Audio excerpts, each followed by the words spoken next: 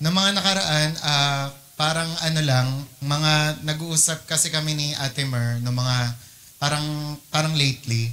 Tsaka nung mga nakaraan kasi meron akong nood na video. Ano siya, ewan ko kung napanood nyo siya, pero graduation ceremony siya. Tapos yung mga tinatawag, parang yung exhibition, 'di ba? Kumbaga parang kung ano-ano yung mga sinasayaw, tapos meron pang mga nagtutwerk, tapos yung parang yung makikita nyo sa TikTok. And parang kapag binasa nyo yung mga comment, mix yung comment. Parang yung mga bago, syempre, natatawa lang sila, tapos natutuwa sila dun sa gimmick.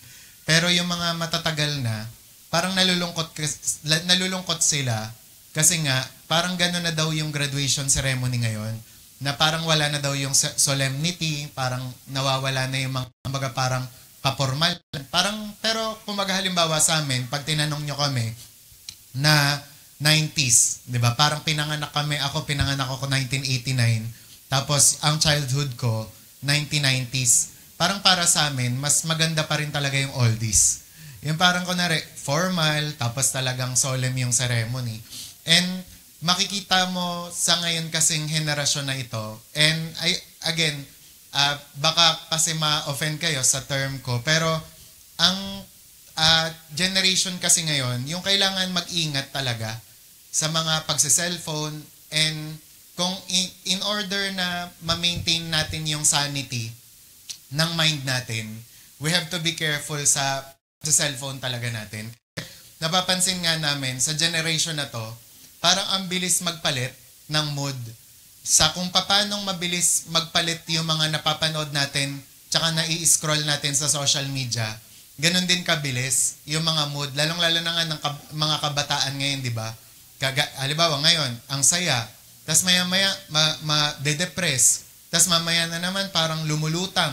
Di ba? Kasi nga, nasa social media lahat ng yan. And yun nga, ang sinasabi nung nakaraan ni Peter Tanchi, dun sa CCF, parang pinag-iingat niya yung mga magulang na dapat daw yung mga anak nila, wag talaga nilang sanayin sa gadget kasi nga alam na, 'di ba, nagkakaroon talaga ng mga side effect, 'di ba? And bad effects, 'di ba? And diyan nga natin diyan nagkakaroon ng mga depression, tapos yung nakaraan yung tinapik ni Ate Mer, 'di ba, na naiinggit, 'di ba? And kagaya nung nakaraan, parang iniisip ko, parang sa panahon pa lang ngayon, no, pag hindi ka top, parang mahihiya ka talaga na mag-social media. Kasi kada post, kada Facebook mo, 'di ba, ang makikita mo may top, 'di ba? Yung certificate nila. Tapos yung yung pinakamatindi pa yung mga payabangan ng mga sash, 'di ba? Yung money garland. Garland ba tawag doon? And kung halimbawang wala kang ganon, tapos yung parents mo wala rin kakayahang ganon, parang may insecure ka, 'di ba? Pero yun nga, kaya mas tumitindi talaga yung depression tsaka lungkot sa panahon natin ngayon, gawa ng nakikita talaga sa social media. Kaya kung ako sa inyo, kagaya ko nga, parang I have to discipline myself na kung kailangan i-uninstall ko na yung Facebook ko, ginagawa ko. Kung kinakailangan, i-limit ko yung screen time ko, ginagawa ko talaga. Kasi minsan, kaya ganito yung nararamdaman natin o parang na emosyon natin, kasi nga sa lahat na nakikita sa social media. And in fact, yung announcement ni Ate Mer sa calendar na merong impact team, di ba? Tapos kasabay nun, magki-care group ako ng bago. Kasi nahahabag talaga ako sa mga ngayon, kabataan ngayon, na halimbawa, porke walang pasok, nalulungkot na sila kasi wala silang ganap. Kaya kung ikaw, wala kang pupuntahang probinsya, hindi ka magbabakasyon, I invite you, mag-care group tayo dito sa church, di ba? And hanggat maaari talagang labanan natin yung mga depression na yan tsaka mga lungkot na yan na nararanasan ng mga kabataan ngayon. Which is, nung panahon namin, hindi naman talaga uso kasi ang uso nun talaga laro sa labas. Di ba? Tapos pag makikipag-usap ka, walang cellphone. Di ba? Pero ngayon, ang banding nga kasi talaga, cellphone, ML tayo, tropa, di ba? Ngayon kapag wala kang ganap sa cellphone, wala kang ginagawa sa school, depressed. And nakakalungkot kapag yung depression na yon humantong talaga sa yung suicide, di ba? Pagpapakamatay. Kaya doon tayo nalulungkot sa mga kabataan ngayon. Kaya parang I want to encourage you, kung ikaw ay kabataan, na feeling mo, ganun yung nararamdaman mo sa mga oras na to o nitong mga nakaraan, tara mag-care group tayo. 'Di ba? Pag-aralan natin ang salita ng Diyos, mag-focus tayo sa salita ng Diyos, nang sa gayon, mawala lahat ng yan, lahat ng mga negativity. Sabi mo nga sa katabi mo, gusto ng Diyos umayos buhay mo. Gusto ng Diyos mapagpala ka.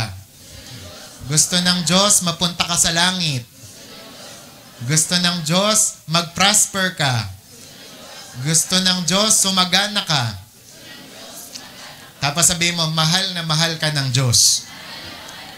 Yan. Kaya ganun yung kalooban ng Panginoon sa atin. Kaya yun yung sinasabi ko. And I tell you this honestly, kasi ito yung mga current events nga talaga.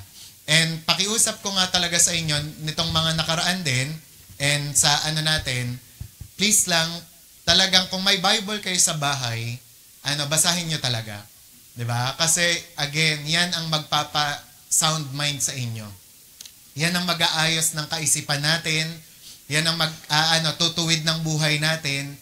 And yan ang tutulong sa atin para makasurvive tayo sa mundong magulo na ito.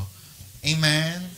Amen. Kaya sabi mo nga sa katabi mo, basa tayo ng Bible, tsaka pray tayo.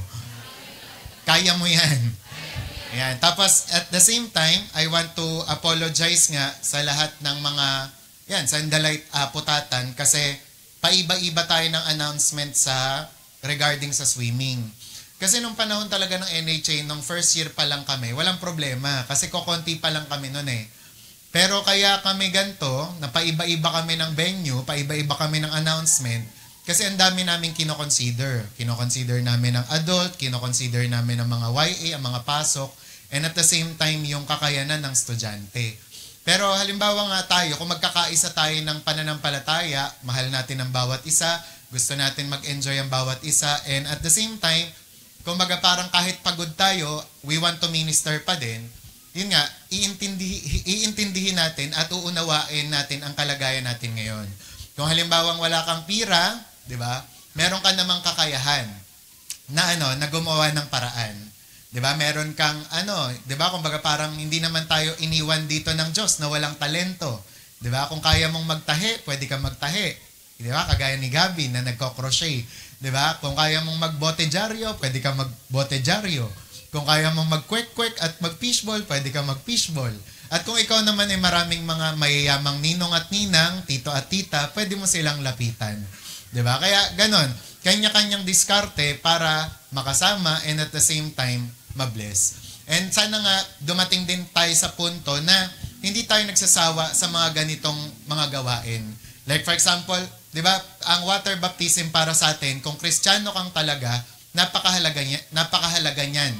Unang-una, napakahalaga na gawin, napakahalagang tanggapin, tapos napakahalagang ma-witness.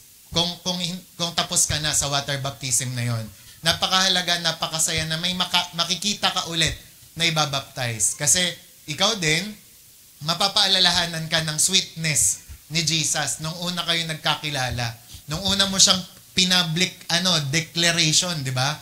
Na magmula ngayon, may relasyon na ako sa Panginoon. Di ba? Kahit sa mga boyfriend, girlfriend, di ba? Yan yung parang ang tamis ng sandali na mga ganon. Yung parang pinagmamalaki mo, di ba? Halimbawa sa mga mag-asawa, ganto is married to ganto, di ba? Ipopost pa talaga yan sa Facebook, di ba? Ipagsasabi pa ng mga magjojowa, di ba? Uy, jowa ko na siya, shota ko na siya, girlfriend ko na siya, di ba? Ang saya-saya ng pakiramdam. How much more kapag ikaw na, di ba, ay karelasyon ng hari ng mga hari at Diyos ng mga Diyos. You should be proud.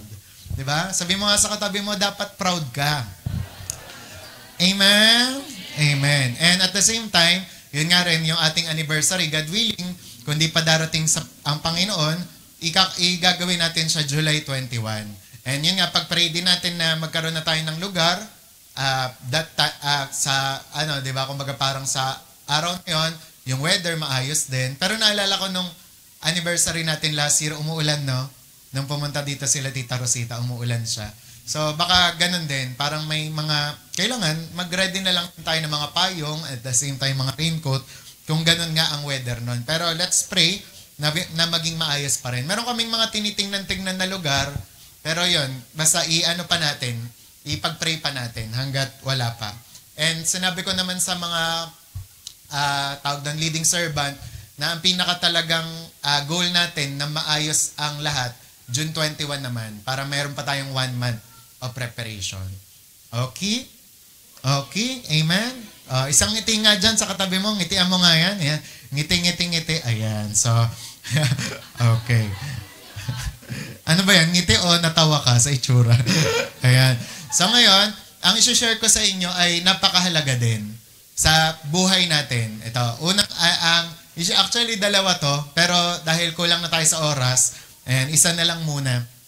Yung overcoming poverty mentality.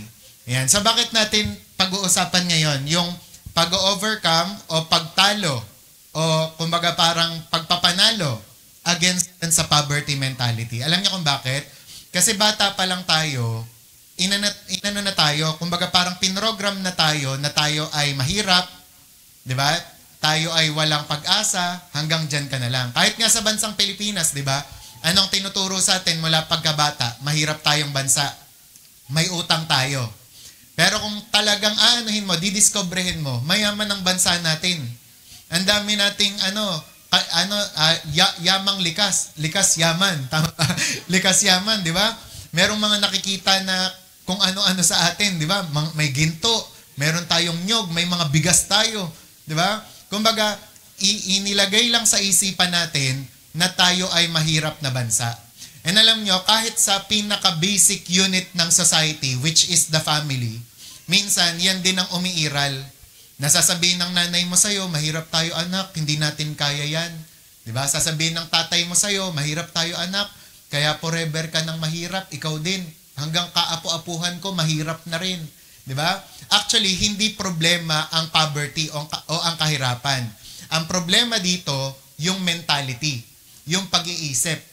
Naalala niyo yung kinuwento ko sa inyo na may pinag-swap na mahirap tsaka mayaman. Yung mayaman, inilagay doon sa lugar ng mahihirap. Tinanggalan ng yaman, tinanggalan ng pera, nilagay siya doon sa lugar ng mahihirap.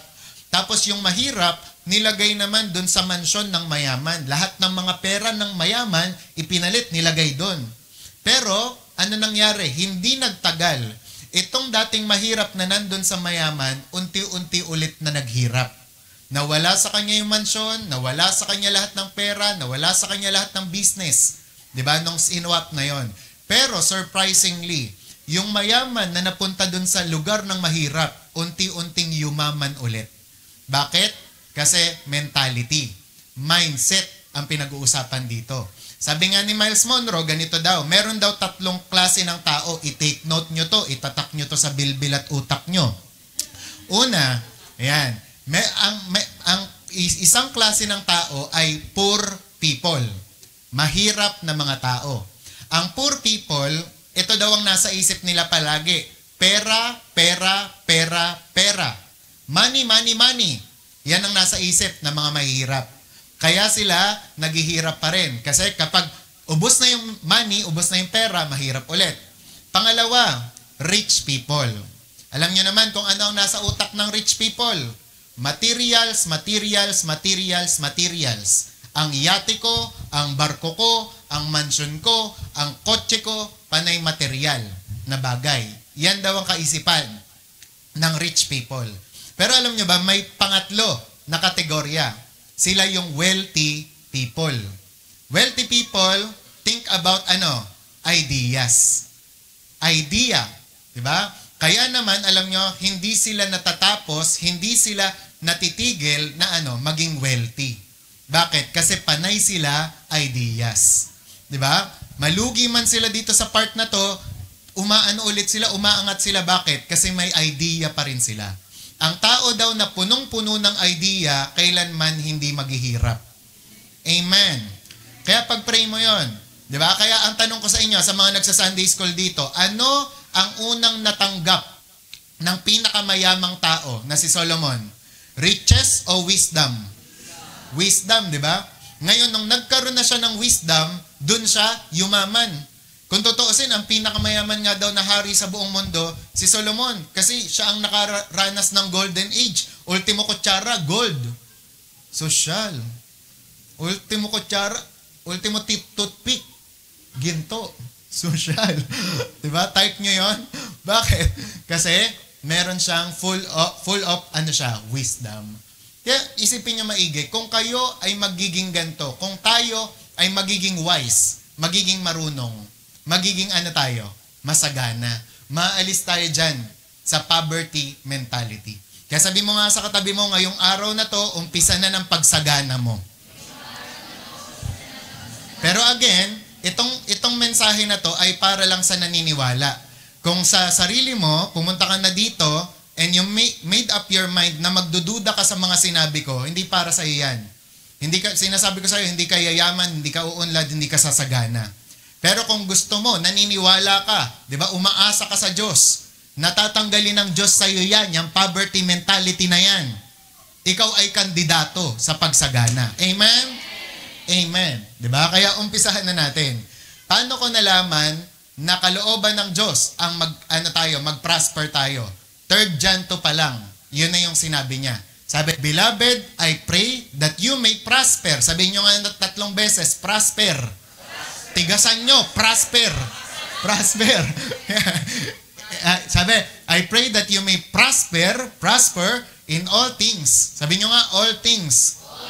And be in health just as your soul prospers. Diba? Ano yung mga gusto ng Panginoon na i-prosper sa atin? Diba? Material things, financial things, diba? Physical, spiritual. Balanse lahat ng yan. Yan ang kalooban ng Diyos sa atin. And alam nyo, ang kinakailangan na unang-una na tanggalin natin sa mindset natin magmula bata pa, yung parang kalaban tayo ng Diyos. Yung tipong pag wala kang ganito, ang dahilan, Diyos. Pag wala kang bigas, ang malupit, Diyos. Diba? Pag wala kang pera ngayon, ang nagsanhi sa'yo kaya kawalang pera kasi dahil sa Diyos. Mali. Kasi ang may kalooban na maghirap ka, mamatay ka, magkasakit ka, sino? Walang iba kundi ang demonyo. Sabi ng John 10:10, di ba? The thief comes to steal, to kill, and to destroy. Pero si Jesus, dumating siya to give you life and have it more abundantly. Sabi nyo nga, abundantly. Kaya kailangan malinaw sa'yo yan. Sabi nyo nga, malinaw sa'yo yan. Sa mga nasa Google Meet, sabihin nyo, malinaw sa'yo yan. I-type nyo. may interaction. Ayan, di ba? So, kinakailangan maging malinaw sa atin itong bagay na to. And sabi nga, to have a prosperous soul, sabi next natin, is to have a will that is aligned to God. Alam nyo kung ano yung prosperous na soul? Yung naka-align sa Diyos. Yung talagang akmang-akma sa Diyos, yung kalooban at lahat ng bagay. Kaya ngayon, i-align natin lahat ng yan. And sabi nga, spiritual prosperity is more of an attitude than a financial status. Yung pala yun. Ng prosperity, nagsisimula yan sa attitude. Hindi sa financial status o sa pera. Kaya kapag nagsimula na magbago ang attitude mo, magbabago rin ang kalagayan mo. Kaya naalala nyo ulit yung kwento ko sa inyo na 2 tao. Pumunta sila sa isla. Di ba? Yung 2 tao na yon. Ngayon, ano ang nakita ng tao? Kasi nagbebenta sila ng slipper, tsaka ng sapatos. Pagpunta nila doon sa isla na yon, ano yung sabi ng isa? Pre, malabo tayo dito. Malulugi tayo dito. Walang nagsusuot ng sapatos. Walang nagchichinelas. Umuwi na tayo. Di ba? Samantalang yung isa, ano nakita? Tumawag doon sa kumpanya. Boss, magpadala kayo ng libo-libong sapatos dito. Walang nagsasapatos. Di ba? Di ba? Inisip niya, marami tayong mabebentahan ng sapatos. Di ba? Ang problema, mindset. Di ba? Ang problema, attitude. Naintindihan? Kaya ganun din. Halimbawa, may bayarin sa school. May bayarin sa school, 200. Wala akong pera. Di ba? Oh, may ambagan tayo. Wala akong pera. Di ba? Nasa attitude agad yan eh. Pero kung halimbawa papaltan mo yan, teka, alam ko naman, God, wala ko ngayon, pero God will provide. Di ba? Amen? Parang tinatamaan na kayo ngayon pa lang ha. Amen? Amen. Di ba? Kasi nung sinabi mong wala na agad, Naki-agree ka na sa demonyo na wala ka talaga. Pero pag sinabi mo ang word of God na God will supply all my needs, God will provide, nag-agree ka kanino? Sa Diyos. Kasi yun ang sinasabi niya eh. Di ba? Sinasabi ba ng Diyos sa'yo, Althea, na wala ka? Na wala kang pera? Sa'yo 10-10, sinabi ng Diyos sa'yo yun? Hindi, di ba? Ang sinasabi ng Diyos sa'yo, ako ang pastol mo, kaya hindi ka magkukulang. Naintindihan? Kaya dapat maki-agree tayo. Ang salitain natin ay ang salita ng Diyos. And alam niyo, ang salita ng Diyos, hindi makapag-argumento o debate ang demonyo dyan. Once na sinabi mo sa kanya, ito, ayan, di ba? Ito, it is written. Di ba? Wala, hindi siya makikipag-diskusyon dyan. Kaya nga, kung meron daw 3 salita na kinakatakutan ng demonyo, ano daw yon? Di ba? It is written.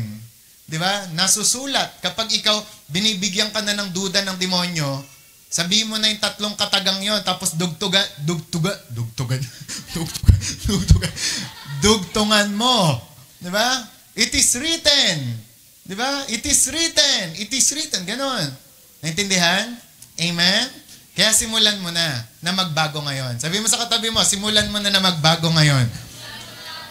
Kaya sabi nga dito, a poverty mentality is a mindset people have that they will never have enough and are always in danger of lack. Yan pala yun. Yung poverty mentality, mindset yan, na laging sinasabi, wala silang ganito, they will never have enough, and meron silang kakulangan palagi. Diba? And ngayon, meron 4 types of poverty to overcome. Ano yung i-overcome? Ano yung mga klase ng poverty na yon na dapat nating i-overcome? Una, yung poverty as an attack from Satan. It's a curse. Naalala niyo yung time na ng Genesis, 'di ba? Na si Adan ay sinumpa, 'di ba? Na magmula ngayon, maghihirap ka sa iyong pagtatrabaho. 'Di ba? Kaya naman after noon, naghirap talaga si Adan. Lahat ng mga kakainin niya, pagtatrabahuhan niya, kailangan niya magpawis. 'Di ba? So, iyan yung curse. Okay? Tapos, kaya minsan, 'di ba, may mga tanong tayo na, ba't gano'n? Nagtatrabaho naman ako, pero ganito, ganyan. And then, pangalawa, poverty is as an affliction while serving God. Faith. Ayan. Poverty as an affliction while serving God. Ayan, it's a test. Ayan. So, minsan, may mga poverty din daw na testing sa atin, lalong-lalo na kapag naglilingkod ka. Kaya nga ito, usapin tong, actually, sensitive itong topic na to, pero kailangan ko siyang i-brought up kasi, minsan, yung parang akala natin, that's the way. Yung parang, that's the way. And then, yun nga, parang, minsan, tayo, nagbaback out agad tayo sa paglilingkod natin pag nararanasan natin to. Di ba, sabi ko nga sa inyo, noong panahon na ako ay nag-full-time, naranasan ko na ang allowance ko 70 pesos.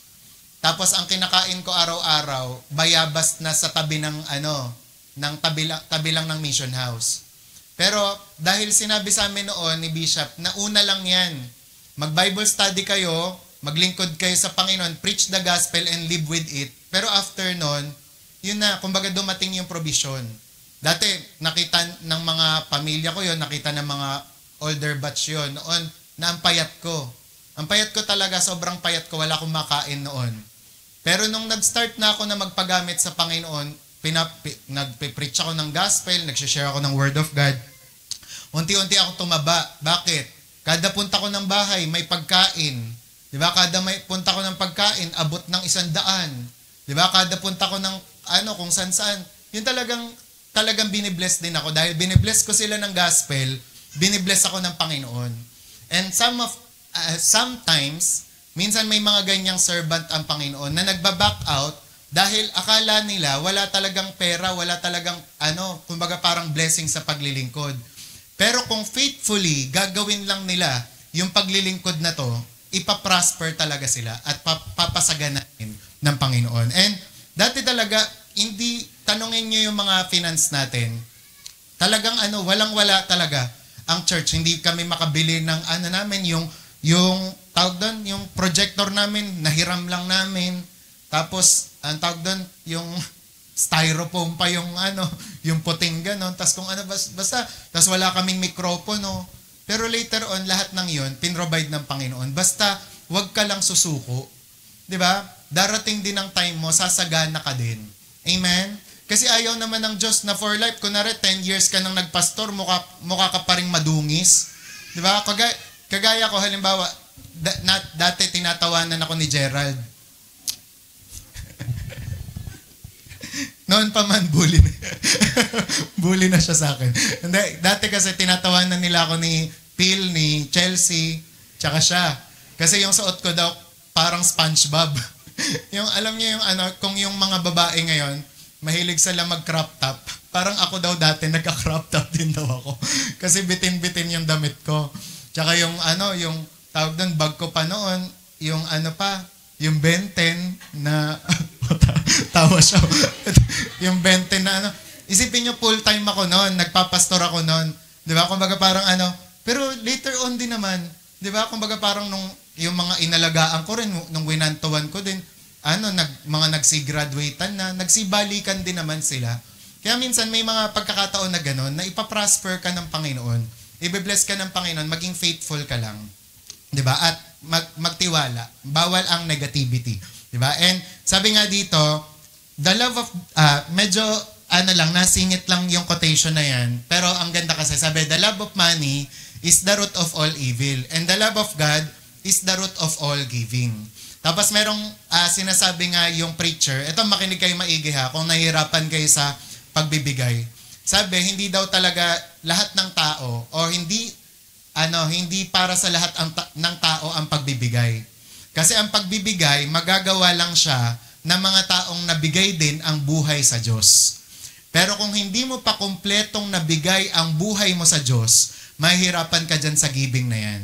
Diba? Kung questionin mo, asan yung binigay ko? Diba? Kumbaga, yung nasan yung tinatights ko? Pero ang totoo, wala namang tights talaga. Diba? Kumbaga, parang ganon. Pag kino-question mo kung saan yung binigay mo, yun, hanapin mo kay Ma'am Cecil, 'di ba? Yung 18,000 bawiin mo, 'di ba? O kaya naman bawiin mo sa Meralco yung 9,500 na binigay na binayad, 'di ba? So ganoon, tapos kunin mo sa mga outreach sa tiyan ng mga outreach yung mga tinapay na pinagbibigay, 'di ba? Tapos guhuin mo tong building na to. 'Di ba? Kung gusto mong malaman kung saan napupunta yung mga binibigay, 'di ba? Na mga tao para sa Panginoon. Kaya yun yung sinasabi, yun malinaw na malinaw yun. Kung hindi mo pa talaga binibigay ang sarili mo sa Panginoon, mahirapan ka. Pero kung kumpleto mo na binigay, all that is within me, kayang-kaya mo na makapagbigay. Amen? Smile nga dyan. Ayan, parang ayaw nyo mag-smile. Ayan, tas pangatlo, poverty as an act of love. Ayan, ito naman, ginawa to ng Panginoon. Diba, naalala nyo yung kumbaga parang, yung sabi niya na, He became poor for us to become rich. Diba, na minsan may mga pagkakataon na tayo nga, nararanasan natin yung poverty because of choice. Diba, because of love. Kasi mas gusto natin na magbigay, mas gusto natin na mag-extend ng blessing sa kanila. And pang-apat, poverty as a result of poor decision. Ito naman, magkakaroon ka nga talaga ng kahirapan, yung kunwari, poverty, kapag may addiction ka. Halimbawa, kunwari, nagtatrabaho ka naman, pero may addiction ka, like for example, sugal. O kaya naman, nakakaisang kaha ka sa isang araw. Asa ka na yumaman ka, di ba? Asa ka na sumagana ka. Di ba? Dapat, mas tatandaan natin, kung gusto natin na sumagana tayo, alisin din natin lahat ng yan. Tapos yung rebellion, kung nagrebelde ka sa Panginoon, mahirap mag-prosper. Tsaka, syempre, yung laziness. Sabi mo nga, bawal lang tamad. Ayan, laziness. Ibig sabihin, kasi, kaya nga, for example, huwag kayong may inggit sa mga may kotse. Tulad nila Miko. Kasi pinagtrabahuhan nila yan. Di ba? Huwag kang may inggit sa may motor. Tulad nila, nila Jobert, nila Carl. Di ba? Bakit? Pinagtrabahuhan nila yan. Di ba? Sa mga, kumbaga parang mga pagpapala na tatamo ng mga tao, kasi pinagtrabahuhan nila yon.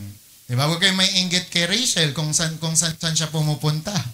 'Di ba? Kasi deserve niya yon. Kumbaga parang pinagtrabahuhan din niya yon. 'Di ba? Yung pamasahe niya. And minsan, may mga blessing tayo na hindi nararanasan because, di ba, sa katamaran din. Di ba? Gusto ng Panginoon, mag-prosper tayo, di ba? So, magana tayo. Kaya ganon. And then, also, yung greed din. Di ba? Yung halimbawa, yung sakim ka, hindi ka giver, hindi ka mapagbigay. So, poverty and pride. Kapag mayabang ka, syempre, kapag meron kang, tawag doon, yung pag-angat, di ba? Ng iyong ugali. So, poverty will come. So, ngayon naman, signs of poverty mentality. Ano yung mga senyales ng poverty mentality? Unang-una, ito, paano mo malalaman na meron ka niyan? Unang-una, you focus on more on what you don't have rather than what you have. Kayo po ba ganyan kayo? Di ba? Na focus kayo dun sa wala kayo kesa sa meron kayo. Di ba? Kapag ganun daw ang ating mindset, may poverty mentality talaga. Yung halimbawa, tinitingnan mo yung wala ka kaysa dun sa meron ka. Bakit sila 10 yung sapatos niya? 10 paa niya eh. 'Di ba? Kumbaga, ako isa lang, ganyan. Hindi ba dapat magsalamat ka dun sa isa mo? 'Di ba? Kaysa dun sa mainggit ka dun sa 10 niya. 'Di ba? Halimbawa, yung TV nila 42 inches, yung akin 5 inches lang. 'Di ba? Cellphone lang pala, 'di ba? 5 inches lang, 'di ba? Kung lagi kang ganyan ng ganyan, may poverty mentality ka. 'Di ba? Halimbawa, yung siya 3 yung niya, yung medal niya, ako 2 lang, 'di ba? So sign na 'yan. Kaya nga ang ganda nung speech ni Lucy Torres, 'di ba? Doon sa school na pinag-speechan niya, sabi niya, kayong mga magulang at kayong mga estudyante, do not try always to be the best. Sabi niya ganon. That you stoop down on other people. Parang sinasabi niya na yung parang wag mong laging i-achieve na maging best ka, na to the point na tatapakan mo na yung mga tao. 'Di ba? Sabi niya sa anak niya daw, hindi niya sinasabi lagi 'yon na kailangan maging best ka. 'Di ba? Kailangan ang sabihin mo, anak, kumbaga parang try to do what God wants you to do. Parang ganon. Become what God wants you alam niyo na 'yon, yung English na 'yon. 'Di ba? Kung ano yung gusto ng Panginoon sa iyo, 'yun ang mangyari, 'di ba? Huwag yung laging best. Kaya nga minsan may mga ganong nakakalungkot na istorya, 'di ba? Yung parang pang MMK na yung nanay mo binigyan mo na nga ng 97, 'di ba? Bakit hindi 99, anak? 'Di ba? Parang nakakalungkot pag ganon. Yung ganon kasi basta iba ang mindset nun. 'Di ba? Halimbawa, sasabihin ni Carlos sa nanay niya, "Ma, top 3 ko. Ba't top 1?" 'Di ba? Parang parang minsan may mga ganun tayong bagay. Pero ako, para sa akin, bilang spiritual father naman and parent, hindi ko sinasabi sa inyo na okay, lagi kayo maging top ha. 'Di ba? Kasi we are the top and not the bottom na, 'di ba? Pero syempre, do your best. Pero kung hindi naman, halimbawa top 2 ka lang, tapos iba yung top 1, 'di ba? Maging masaya ka pa rin. 'Di ba? Iwasan ng inggit, iwasan ng insecurities. Amen. Amen, 'di ba? Sabi mo nga sa katabi mo, maging masaya ka sa kung anong meron ka. 'Di ba? Bakit kay Gab 3 ang nagkaka-crush sa kanya, ako wala? 'Di ba? Huwag kang mainggit, 'di ba? Baka 2026 meron ka na rin, 'di ba? Ganon. Amen, Gab. Amen. Amen. Kaya 'yun yung lagi nating tatandaan. Number 2, you think you can never afford things. Yan, paano malalaman na may poverty mentality ka? Lagi mong iniisip na hindi mo kayang bilhin to. 'Di ba? Kunwari, siguro hindi ko kayang bumili ng isang kalahating sakong bigas. O kaya naman siguro hindi ko kayang bumili ng ganto, ng ganyan. Siguro siya lang magkakaroon ng cellphone na ganto. Yan, may poverty mentality. 'Di ba? Pero kung iisipin mo, kapag nag-work ako, ganyan-ganyan. Kapag ako nag-pray ako, ganyan-ganyan. Naintindihan? Laging may pag-asa sa Diyos. Kaya pag ganyan, negative kasi agad yan eh. Pero kapag sinabi mo, ako hindi ko kaya, pero ang Diyos ko kaya. Amen? Ako sa ngayon, hindi pa ako literal na mayaman, pero ang Diyos ko mayaman. Amen? Diba? Tsaka bakit tayo mayaman? Bakit daw tayo masagana? Kasi hindi naman ang asawa ang source natin eh. Hindi ang trabaho. Ang source natin, Diyos. Kapag wala na, humingi ka sa Kanya. Amen? Kasi kapag sa asawa ka humingi, kapag sa kuya ka humingi, kapag sa ate ka humingi, nawawalan yan. Diba? Siyempre may mga bayarin din yan. Pero kapag sa Diyos ka humingi, nagkakaroon ng mga miraculous ways ang Diyos. Nagugulat ka na lang, hindi mo expected. Ay! Di ba? Kaya kung nawala sa'yo yung pananampalataya na yun, ibalik mo. Na umasa ka ulit sa Diyos. Maniwala ka ulit sa Diyos. Siya ang source mo. Di ba? Amen? Kaming mag-asawa, lagi naming prayer yon. Na Lord, ikaw ang pastor pa rin ng church na to. Lord, ikaw ang source namin. Lord, ikaw ang leader namin. Laging kapag wala na kaming no one to turn to, di ba? Talagang lumalapit kami sa Kanya. Di ba? Ganon din tayo dapat. Lapit tayo sa Diyos. Amen? Amen. Number 3. You think you are victim of the circumstances. Lagi mong iniisip, biktima ka ng sirkumstansya. Kaya naman kasi ko ganito, mahirap pang tatay ko. Di ba? Kagaya nga nung kinwento ko sa inyo, nanghihingi ng baon na 500, pero 600 lang ang sweldo ng magulang, nagpatulpo pa. Di ba? Parang lagi mong iisipin, grabe naman. Di ba? Kaya yun yung kaya nasa end times na nga talaga tayo eh. Kasi kahit ang mga anak, ang sasama na ng ugali eh. Meron nga parang nakakalungkot po, yung isa sa nakita ko rin na balita, dito yun sa Pilipinas yung parang may nanay, pinatay siya ng anak niya, tas nilagay sa icebox. Sabi kong ganun, parang grabe talaga. Parang isipin nyo, tas parang iniisip ko, baka hindi totoong anak to, pero hindi. Legit na anak. Diba? Kaya parang sabi ko, malapit na talagang dumating ang Panginoon kasi pasama na ng pasama yung mga tao, di ba? And yung victim ng circumstances, ganito yan. Di ba? Kaya ako naghihirap kasi si President ganito. Laging ganon ang sinisisi. Silang mga senador, ganyan-ganyan. Itong mayor namin, di ayusin, di ba? Kapag ganyan ang mentality mo, na lagi mong sinisisi ang gobyerno, yan, poverty mentality ang meron ka. Di ba? Oo, si mayor, imperfect, di ba? Hindi niya nakikita ang lahat ng pangangailangan, pero ang Diyos nakikita niya. Amen? Bumalik ka ulit sa Diyos. Di ba? Sabi mo sa katabi mo, si Lord. Si Lord ang source natin, ha? Di ba? Tsaka wag tayong maging biktima ng circumstansya na laging ang sisi sa tao. Di ba? Kailangan manalangin ka, manampalataya ka, and at the same time, kumilos ka. Amen? Kaya mo yan. Sabi mo nga sa katabi mo, kaya mo yan. Sasagana ka rin. Di ba? Kaya nga, ang daming na-bless doon sa kwento ko nga tungkol sa, sa kaklase ko, di ba? Na nagbenta lang ng basahan, lawyer na, di ba? Kumbaga kasi may magagawa ka. Kaya mo yan. You are full of potential. Yan ang sabi ng Panginoon. Amen? Do not underestimate yourself and do not underestimate your God. Amen? Amen? Amen. Okay. Tapos number 4. You think things will never change. Yan. Poverty mentality yan. Iniisip mo, wala nang magbabago. Diba? Ganto na to. Diba? Dito na ako, forever. Diba? Pero kapag ikaw, mo yon, nalabanan mo yon, wala. Yan, sino nakaalala sa inyo nung yung ko naman, yung parang kinuwento ko sa inyo na kangaroo ba yon? Kangaroo nga ba tawag doon? O deer? Na siya, grabe pala yung kakayanan niyang tumalon. Pero, ang disadvantage pala niya, kapag hinarangan mo siya ng pader, may isip niya, hindi niya kaya yon. Pero, kung totoosin, ang taas niyang tumalon and most of the time, ganun din sa tao.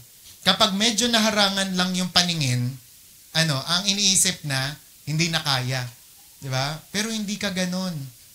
Diba? You have the full potential. Ikaw nga, kumbaga ang tawag nga sa atin, God-like. Diba? Kapareho ng Diyos. Ibig sabihin, kapareho niya na kayang lumikha, kayang gumawa. Diba? Isipin nyo nga lang, mga building din sa Makati. Building sa BGC. Sino gumawa nun? Hindi ang Diyos. Tao, diba? Mga architect, engineer. Diba kung tutusin, ang galing ng pagkaka-inhinyero. Ang galing ng pagkaka-design. Diba? Bakit? Kasi, God-like. Kapareho ng tao. Ay, kapareho ng Diyos. Na may idea. Diba? Kaya nga, ikaw, bago ka diba, naging ganyan, na naging buo ka na, ang nangyari muna, na-imagine ka ng Diyos. Diba? Kaya, we are created in God's image. Sa madaling salita, sa ibang salita, we are created in God's imagination. Na una, na-imagine ka muna. Diba? Gagawa ako ng ganito. Ito siya, ganyan-ganyan. Hanggang sa naisakatuparan, ikaw na yung output. 'Di ba? Ikaw din magkakaroon ka rin ng ganun. And maybe some of you, 'di ba, kapag kayo in-encourage nyo sarili nyo, maniwala kayo sa Diyos, we never know. Sino sa inyo ang susunod na principal ng MNHS? Wow. Sino ang susunod ng konsehal ng Muntinlupa? 'Di ba? 'Di ba, lalapit na lang sa'yo, sila Jess, uy, may outreach kami. Bigyan mo naman yung outreach namin ng cupcake, konsehala. 'Di ba? Konsehala Alona. 'Di ba? Yung parang, pero kapag pag nilimitahan mo ang sarili mo, hindi mo magagawa 'yun. 'Di ba? Maybe some of you, 'di ba? Hindi lang si Kuya Miko ang magiging engineer. 'Di ba? May mga iba pa tayong magiging engineer. May iba pa tayong magiging teacher. May mga magiging lawyer pa tayo. May mga magpapastor pa, magiging propeta. Basta't alisin mo ang lahat ng humahadlang sa'yo. And una nga dyan, ang mentality, ang mindset. Sabihin mo sa sarili mo, kaya ko to. Kaya ng Diyos to. Amen? Amen. Di ba? Kaya ng Diyos na magbago. And panglima, you have a bad attitude. Ito, poverty mentality talaga to. You have a bad attitude towards people who are prospering and are successful.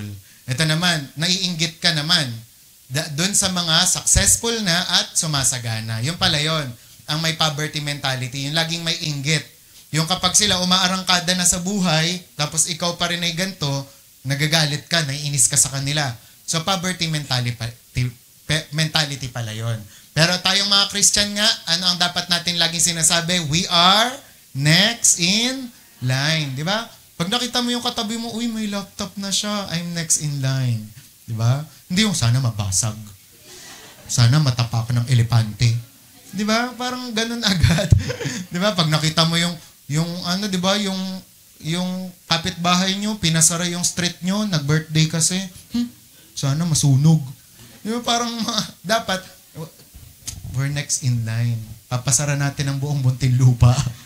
Di ba? Yung parang dapat, yung parang napaka-positive mo, hindi ka naiinggit. Di ba? And actually,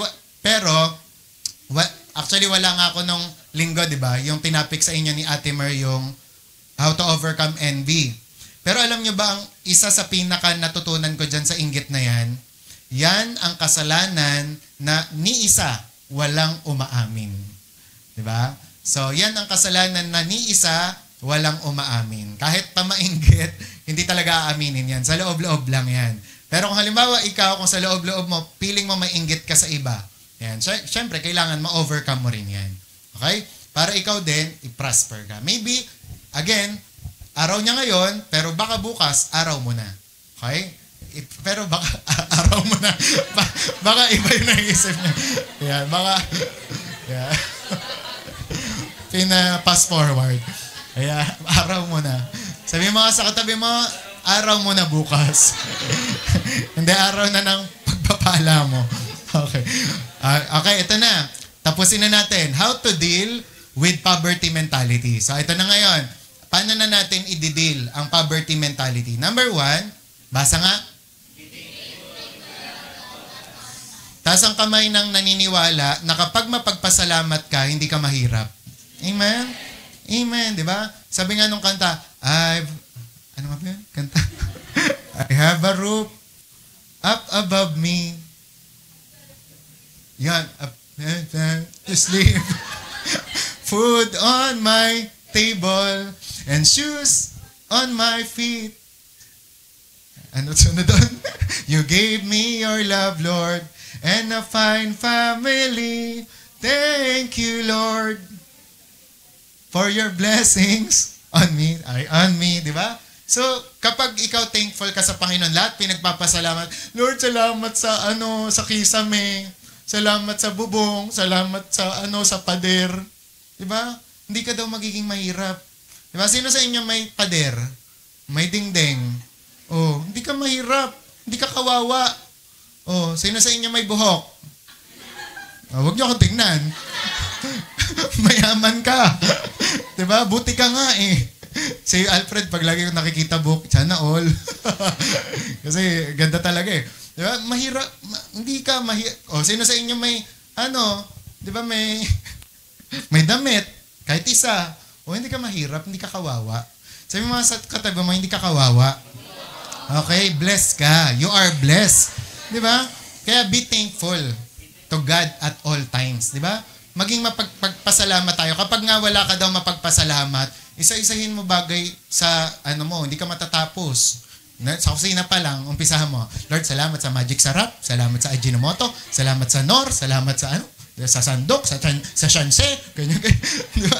Isa-isahin mo yun. Naku, hindi ka matatapos. Di ba? Kaya kapag hindi nyo to nagawa, wala. Diyan kayo mag-uumpisa na maging mahirap. Pangalawa, ito nga, look to God as your source of abundant supply. Amen? Di ba? Again wag agad hingi sa asawa. Wag hingi agad sa magulang. Wag kang agad hingi sa kuya, sa ate. Hingi muna sa Diyos. Tingnan mo, pag humingi ka sa Diyos, itatouch niyan yung asawa mo. Lord, pingin naman. Pingin naman ako. Tapos maya-maya, sabihin mo pingin naman ng di ba? Mamaya, itatouch ni Lord yung heart niyan. Di ba? Minsan kasi, inuuna natin yung sa kapatid, ate, pingin, tumigil ka. Kakabigay ko lang sa'yo. Di ba? Pero pag sa Diyos, itatouch muna ni Lord. Di ba? Yung heart niya. Di ba? Kaya naman, bigla kang may mapupulot. Di ba? Okay naman, may gagamitin si Lord sa'yo. Di ba? Ay, libre na kita. Ganyan. Di ba? Naintindihan? Amen? Amen. Pangatlo, pray to God. Ayan. So, manalangin tayo. Philippians 4:6, tsaka 1 Chronicles 4:9. Naalala niyo yung story ni Jabez? Di ba bakit siya itinala sa Bible yung kanyang istorya pero napakaikli lang? Kasi ang galing nung prayer niya, maikli lang pero talaga naman, enlarge my territory, enlargement agad. Minsan lang mag-pray, enlargement agad. Kaya naman God grant him his request. Di ba? Kaya kapag nananalangin tayo, si Lord answering God siya. Amen? Naniniwala ka ba? Naniniwala ka sumasagot si Lord? Naniniwala ka buhay si Lord? Amen. Kaya buhayin mo rin ang faith mo. 'Di ba? Ask the Lord, 'di ba? Kung meron kang ngayon, ano man ang pangangailangan mo, ask the Lord. 'Di ba? And minsan hindi naman laging pera ang kailangan natin. 'Di ba? Ang peace of mind, blessing din 'yan, 'di ba? Taas ang kamay. Sino nag-agree? Blessing ang makatulog.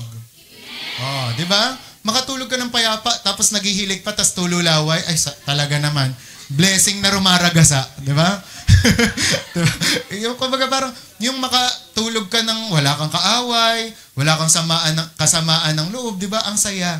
'Di ba? Kaya ganon. Yung okay kayo ng asawa mo kahit hindi ganon ka laki yung pera nyo sa bangko o kaya naman sa wallet, hindi kayo nag-aaway magkakapatid. Ang saya. 'Di ba? Talagang ayos yung relationship mo kay Lord. Parang you have everything na. Sabi nga daw, when you have Jesus, you have everything. 'Di ba? And then pang-apat, have faith in God. So maniwala ka, ano man ang mangyari, magtiwala ka sa Diyos. Pang-lima, walk in love. Ibig sabihin nito, magmahal ka kasi. 'Di ba? Sino sa inyo ang maraming kagalit, tapos yung kagalit niya nililibre siya? Wala, 'di ba? Ang talagang nililibre ng mga tao, yung friendly. 'Di ba? Uy, Lona, friend tayo ha. Sis, friend tayo ha. Shell, friend tayo ha. Kaya tong tatlo na to, paglilibrihin ako nito. Di ba? Parang pag ganon. Kaya pag walk in love, pag sinasabi kasing magmahal, bumabalik yan, di ba?